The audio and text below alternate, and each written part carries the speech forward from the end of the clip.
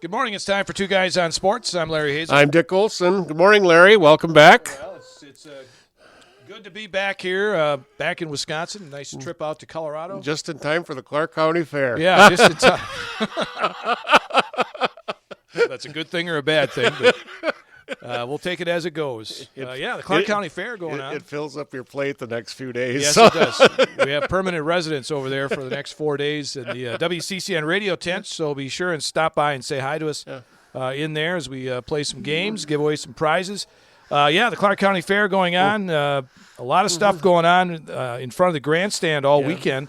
They got the tractor and mini rod pulls tonight, truck and tractor pull tomorrow night, Chris Cruzy in front of the grandstand Saturday night, and then, of course, the big demolition derby on Sunday. Yeah, and another cool thing I think people should get up there before Chris Cruzy, Larry.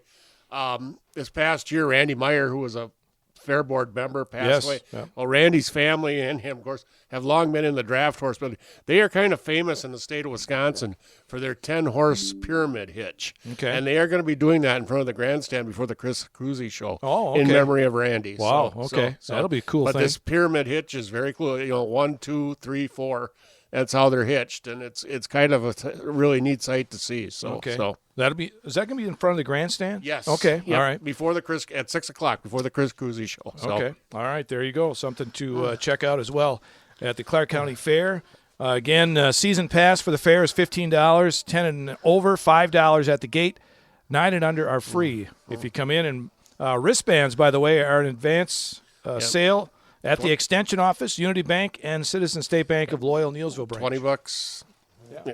So it saves you $5. Get you going on the rides. Yeah. They'll be starting Thursday night, I believe. Yeah, I believe tonight they'll be getting going on that. All right. A lot of stuff to take care of here today. Congratulations, first of all, to Neilsville's Dana Schiltz. She was recently named to Team Wisconsin for track and field. She'll now participate in the 2026 Special Olympics USA Games next June in Minnesota. Oh, good for her. There she goes. Just keeps adding to that resume, doesn't she? Keeps going on. Yes, she does. Congratulations, yes, to her as well. Well, we still have some baseball and softball to talk about because the Legions baseball finished up, but now they will have their all-star game this coming Sunday. That's for the baseball. After the Brewer game. Yeah. They will be playing. The softball teams will be recognized, but they do not have a game, so to speak. But Stars and Stripes are the Legion All-Stars. And on the Stars team, Blake Rabb from our area and Jack Tubbs. And Josh Metz, who is the coach of the Post-54 Legion team, is one of the coaches for that Stars team. It's a big honor to be going down there, that's for sure. And let's see, Fall Creek was a Division II state champion for the Legion softball. Yes, and then one other note on their softball team, they were honored with the Sportsmanship Award at the 2025 Girls Softball Tournament at Goodman Diamonds, which is a huge honor. Yes, it is. They were a runner-up in D3 after being knocked up from D4, but got the Sportsmanship Award, and congratulations to Coach Sharansky and his girls. And then they're winning a summer tournament. You got to feel they're going to come back loaded next year again, too. So. But I think I read also that they're moving up a division next year. Probably. So that would be Division 2. Yeah. So. Yeah, if they do it. I don't know. That's getting a little crazy there. Yeah, it is. Also for girls softball, recognized at the All-Star Legion Baseball this Sunday will be Maddie Cole from Post 54 Blue Angels, Grace Harem from the Fall Creek Post 376, also Wausau Post 10, Sadie Pessig, and Augusta Post 291 Stella Zank will be recognized from the softball Legion teams. All right, so we move on.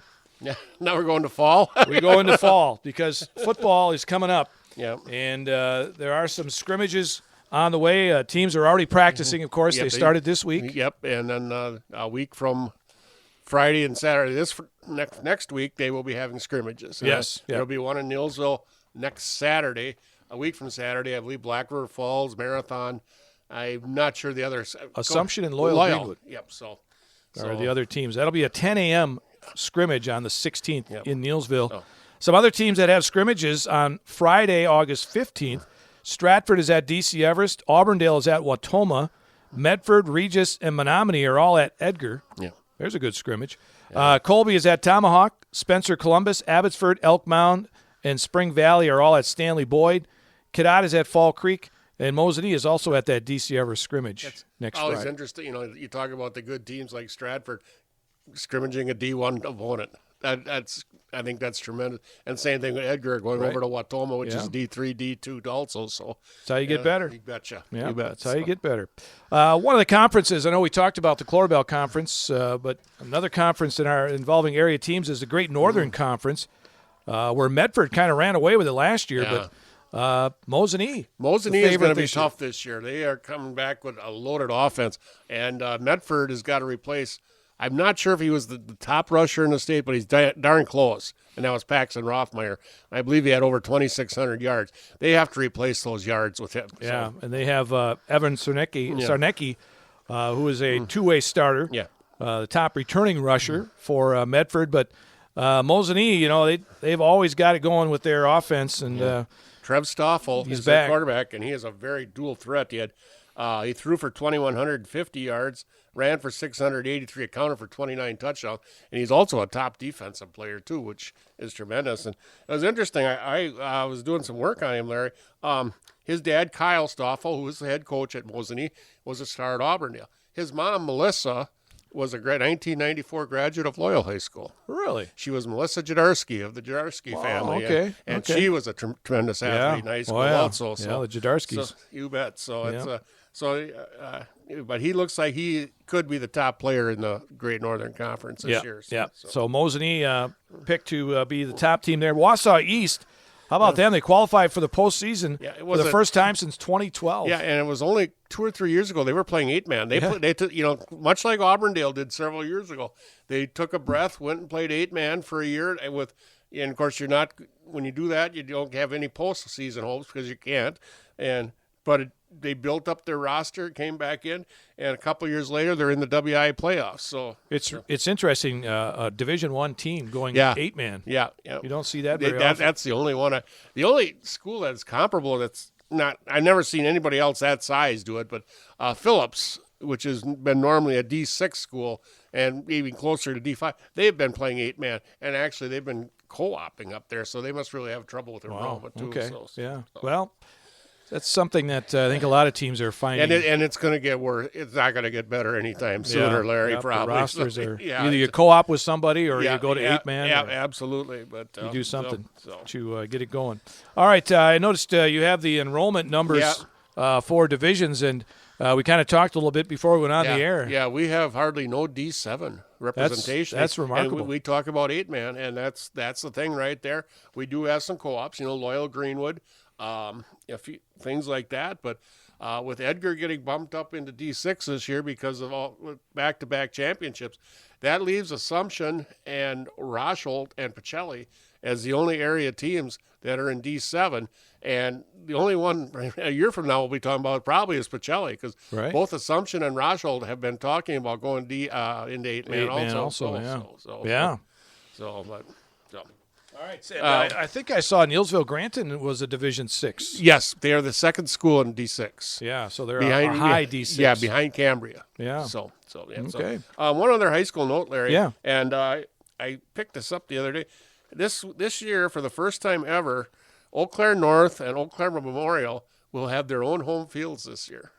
Really? Yes. And I'll tell you what, I was in Eau Claire on Tuesday. And you drive, and it is a beautiful field that Memorial has there. And it looks like they have seating for about 3,000. Where is that at? Just to the east of the high school there, right? And you can see it right on Claire as you drive on Claremont. Sure. So they put it in last year. They actually played soccer on the turf field last spring. Okay. But they are going to have their first home game against Hudson here the 21st. And North is doing the same thing. And they, too, will have for about 3,000 people. And they will be hosting their first home game against New Richmond on the 28th. So Carson Park will only be home now to UW Eau Claire and Regis. And I was reading this article, too, with Eau Claire getting all this money for the Sonnet, there's hope someday they can put their own field on campus around Simpson Field up there. So UW Eau Claire. Yes. Oh, okay. Regis is kind of landlocked there. Well, I tell you, they got a field by their school that isn't bad. They got it's artificial turf. They got lights that those fools would love that. Yeah, it's a really nice field. So I don't know what. Not a lot of seating, but no, I don't. Yeah, I think but then Regis, of course, is a D6 school too. They don't need probably the 3,000-4,000. Right. But this article, what I read, both the ADs from North and Memorial tell having their own field, the alumni can be the proud, and things like that. And nobody's saying anything bad about Carson Park, but it's just nice to have your own field. It eliminates a lot of those Thursday games, and Saturday games. Well, you look at the Big Rivers Conference when they schedule for a Friday night now. North has to be away, and unless they're playing each other, one has to be out, and that frees that up now. And, Regis. They were either playing on Thursday nights usually or for Saturdays. Right, yeah. Well, they got rid of all that because they will be playing Friday nights now. Yeah, very seldom did they play a Friday game. But, so much history at Carson Park now, it'll be weird just to only have two teams there. So it will. Yes, it will. And then maybe even one. Yeah. I think it'll be a while. Yeah. But they're just bringing these things up. But, that'd be interesting. I think they're still playing for the Sonntag Center. So. Yeah, right. Yeah, that's a nice center, though. Wow, that is huge. That is nice. All right, college football. They released the preseason USA Today coaches poll, and Texas for the first time is number one. It seems like they're everybody's thinks they're the team this year. I don't know. I said the SEC is going to be loaded for bear. Yeah, because Georgia is going to be very tough. LSU is going to be very tough.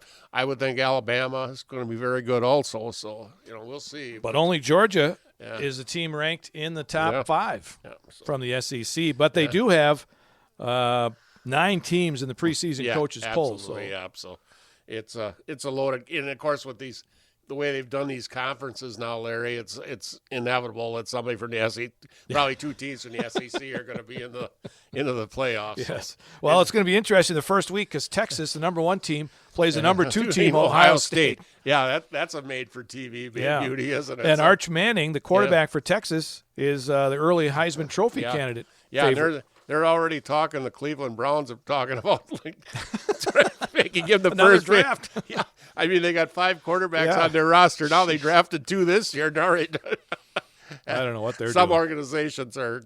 I'm not sure what they're doing. There, so I'm not even going to try and figure out what they're doing. All right, before we get on to a little interview we got here with one of the Packer greats, we'll go with Where Are They Now? Okay, Larry, we're going to go up to Marathon High School. We're going to talk about Xavier Lechleitner, and Xavier was a 2016 graduate of Marathon High School. In the fall, Xavier was a 4-year letter winner on the Marathon cross-country team. His freshman year, the Red Raiders were Marathon, Merriwood, and regional champs and sectional runner-up, qualifying for the WI Division III state meet where they would finish 5th as a team. Xavier, as the number 5 runner for the Red Raiders, finished 116th. His sophomore year marathon was Merriwood regional and sectional champs, qualifying for the WI Division III state, where they would finish 4th as a team. Xavier, again as a number 5 runner, finished 85th for the Red Raiders. His junior year, the Red Raiders were Merriwood and regional champs and sectional runner-up, qualifying for the WI Division III state meet, where they finished 11th as a team. Xavier, as the number 2 runner for the marathon, finished 31st. He earned first-team all-conference honors in the Merriwood Conference that year. His senior year, Xavier qualified for the WIA Division III state meet as an individual, finishing 37th. He also earned first-team all-conference honors for the second year in a row. In the winter, Xavier was a 3-year letter winner on the Marathon boys basketball team. His sophomore year, the Red Raiders were 17-7, losing in the regional finals to Auburndale. Xavier averaged 8 points and 4 rebounds per game, and was an honorable mention selection on the Merriwood South All-Conference team. His junior year, Marathon was 23-1. They were Merriwood South champions, losing to Auburndale in the regional finals. Xavier averaged 8 points and 5 rebounds per game, and again was honorable mention selection on the Merriwood South All-Conference team. His senior year, Marathon was 22-4. They were Merriwood South and regional champs, losing in the sectional finals to Amherst. Xavier averaged 12 points, 6 rebounds per game, and was named first team all-conference. In the spring, Xavier was a 4-year letter winner on the marathon track team. His freshman year, he ran a leg on Marathon state qualifying 4x800 relay team that finished 11th at WI Division III state tournament. Xavier also was a sectional qualifier that year in the 800-meter run. His sophomore year, he was a state qualifier in the 800-meter run and ran a leg on Marathon state qualifying 4x800 relay team that finished third at the state meet. His junior year, he was a state qualifier in the 800-meter run where he would be the Division III state championship with a time of 1 minute 56 seconds. He also was a state qualifier in the 400 where he would finish fifth with a time of 50.07. He also ran the anchor leg on Marathon state qualifying 4x400 relay team that finished fifth. His senior year, Xavier was a state qualifier in the 800 where he finished third with a time of 1:52. He also was a state qualifier in the 1600 that year and finished third with a time of 4 minutes 23 seconds. He also ran anchor on Marathon state qualifying 4x400 relay team that finished eighth. After graduation, Xavier earned a scholarship to run cross country and track at Drake University in Des Moines, Iowa. His freshman year, he finished 64th in cross country. He finished 64th at the Missouri Valley Conference. His sophomore year, he placed 45th at the conference meet. In his junior year, he placed 41st at the conference meet. And his senior year, he finished 36th at the conference meet. In the spring, he was part of the track program for the Bulldogs. His freshman year, he ran the 800 meters with the best time of 1 minute 51 seconds and also ran a leg on the 4x800 relay team. His sophomore year, he ran 800 meters with a best time of 1 minute 48 seconds and ran a leg on the 4x800 relay team. His junior year, he ran the 800 meter with a best time of 1 minute 46 seconds and also ran a 1500 meter with a best time of 3 minutes and 52 seconds. Unfortunately, Xavier's senior year was canceled because of the pandemic. Xavier graduated from Drake University in 2020 with a degree in entrepreneurial management and marketing with an emphasis in leadership. Today, Xavier is employed by Compassionate Direction as a behavioral health associate based in Palmer, Alaska. Xavier resides in the Palmer, Alaska area. Xavier Leckleitner, Larry. Palmer, Alaska. Yeah, that's getting away from home. Wow. Okay. All right. It's good athletes coming out of Marathon. Yeah, again, that track program between Stratford, Edgar, and Marathon, they're just tough to beat. Yes, indeed. Yes, indeed. All right. Well, NFL football getting underway. Of course, training camps and exhibition games coming up this week. But starting tonight. Yeah, but they had the Pro Football Hall of Fame induction this past weekend, and Sterling Sharp. Yep, finally. You know, his career kind of shortened, but it was well-deserved because when in the 7 years he was playing for the Packers, he was the best. There's no ifs, ands, or whats about it. So. Yeah, he led the league in receptions 3 times and TD catches twice, and he's one of just 6 players to win the Triple Crown. Yeah. He led the NFL in receptions with 108, receiving yards with 1,461, and 13 touchdowns in 1992. He really had a nose for the end zone, too. Yeah. I believe, I think in 1994, 93 or 94, I forget which, he had 18 touchdowns that 1 year. But, yeah, he was just terrific, you know. And well, yeah, between Majkowski and Favre, you know, pretty good quarterbacks. But you know, they probably didn't keep the stat in those days. But I wondered what his yak yards were because he was a big physical receiver and tough to bring down. Yes, he was. Yeah, Eric Allen, Jared Allen, and Antonio Gates also going into the Hall of Fame this past week. All excellent players. You know? Yeah, you know, that's no ifs, ands, or what's. And Antonio Gates was drafted out of college as a basketball player. Yeah. He was bad. Yeah. He gave him one of the best tight ends ever. So. He was a good basketball player, too. And Jared Allen, I hated him as a Minnesota Viking, but he was a heck of a player. All right. Well, speaking of Packer greats, Mike Warren had a chance to talk with some Packer legends during the Packers Hall of Fame golf outing in the middle of July in Green Bay. And one of those was the Magic Man himself, Don Majkowski. Well, the Packerland podcast is proud to welcome in number 7, the Magic Man, Don Majkowski, here at the Hall of Fame golf outing. Welcome. Thank you. It's good to be back. I've missed coming here for a bunch of the last 5 to 8 years just due to a lot of surgeries that I had and unable to play, and so I'm starting to feel a lot better, and I wanted to make it back, and it's such a great cause. It's such a great time with all the alumni, so I'm having a blast. Unfortunately, I still can't play, but I'm just on IR, so I'm riding around telling stories, and we got a great foursome. Yeah. 2005, I believe, Hall of Fame inductee. What did that mean to you? It was crazy. I really wasn't expecting that for, the few years that I had some, decent years, but had a lot of injuries. But, I was lucky enough to get nominated. I guess we had a pretty big impact on a couple of years that I was here, and, really brought back a lot of pride into Packer Nation, after a bunch of down years. So, every time I come back to Wisconsin, the fans were like, you kind of started back off to get back on the right track and brought some respectability and excitement back. So it was a thrill, man. It was a shock, but I was very happy they did. Yeah, fan favorite still to this day. The 89 years been well documented. 90, I think, was the rotator cuff. Correct. I think 91 was hamstring. Yeah. You missed 8 or 9 games. Yeah. So you're coming in 92. You're the guy. This is what I've always wanted to ask you. You're going to be the starter. Mike Holmgren's the new coach. You've got a whole new coaching staff. You've got guys like John Gruden there, and Steve Mariucci, and all these guys. Andy Reid. You guys are ready to make. I mean, just talk about your feeling. Finally healthy, going into 92. Obviously, before week 3 even happens, just talk about where your mindset is at, being sort of the guy with this whole new regime. Yeah, I was excited. I loved Lindy Infante and his staff, don't get me wrong. Lindy was an unbelievable offensive-minded coach, a great head coach, and I just absolutely loved playing for him. When Holmgren came in, I was really excited to play for him, obviously with all the success he had with Montana and Steve Young and in San Francisco, and he was a great teacher.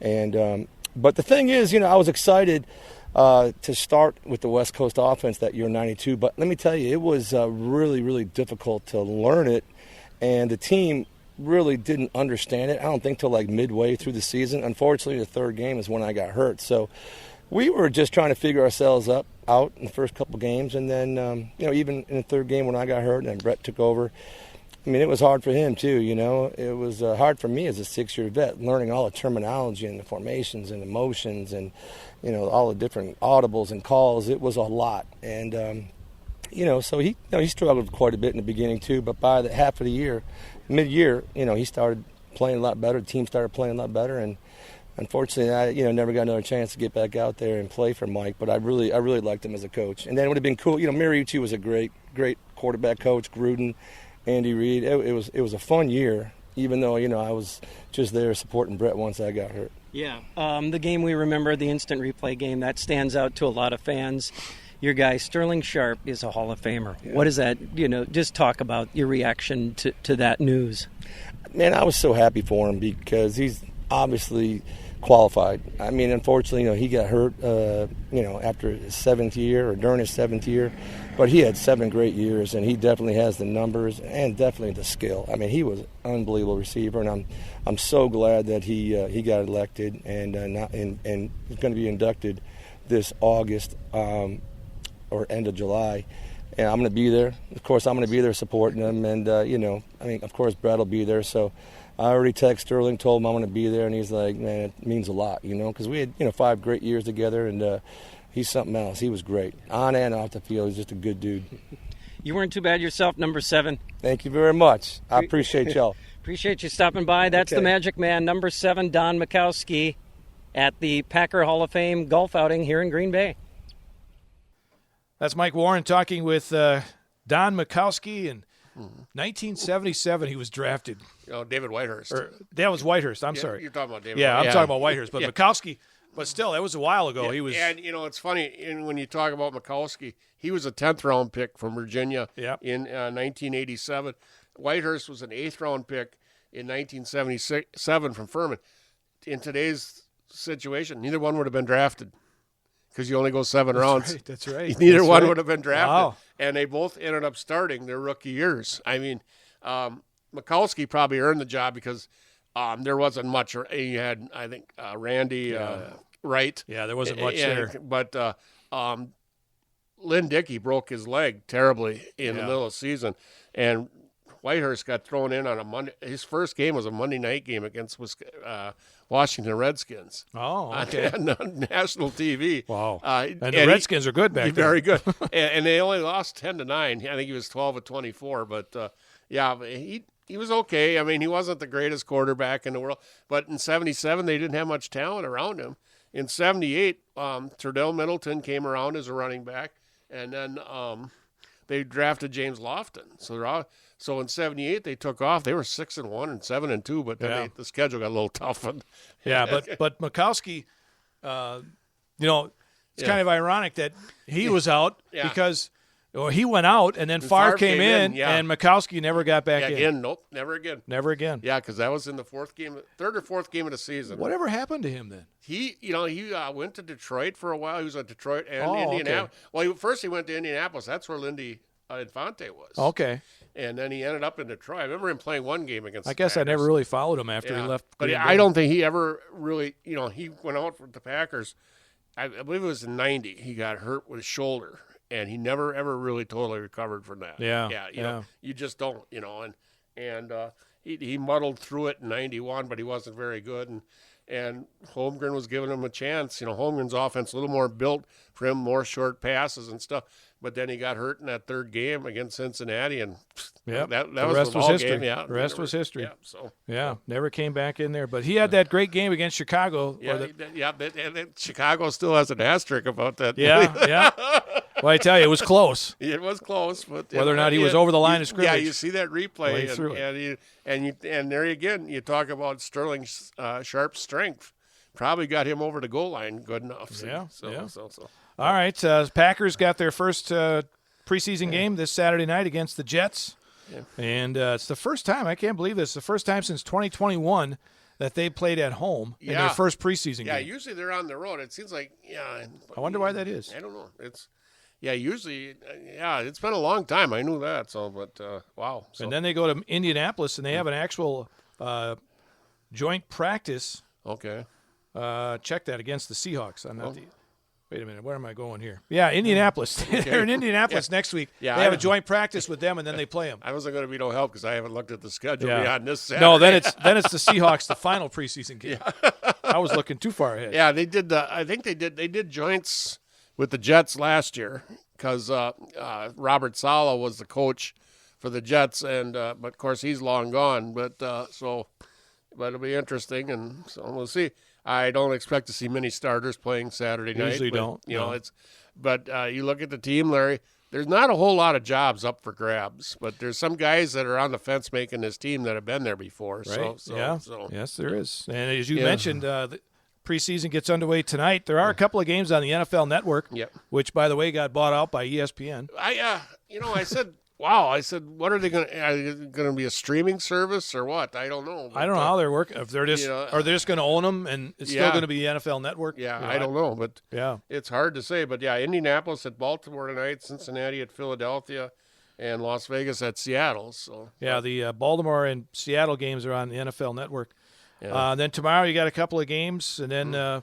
Whole slew of them coming up Saturday, and even some games on Sunday. Sunday, Miami at Chicago, and New Orleans at Los Angeles. Chargers. Yep. So a whole weekend of football. Yeah, absolutely. For the preseason. Yeah, that'll be interesting with the NFL Network because that also the Red Zone channel comes with that too. Yeah, and they have that as well. Yeah, they're buying that. So.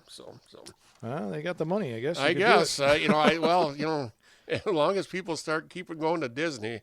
It's because Disney owns ESPN and ABC. They all work in. They all get tied in somehow. So, all right. So the NFL getting going. And one other note here: the CBS Sports reported that this week that the NCAA tournament will remain at 68 teams. Yep. There's been a lot of people wishing that they would go to 72 or 76 even.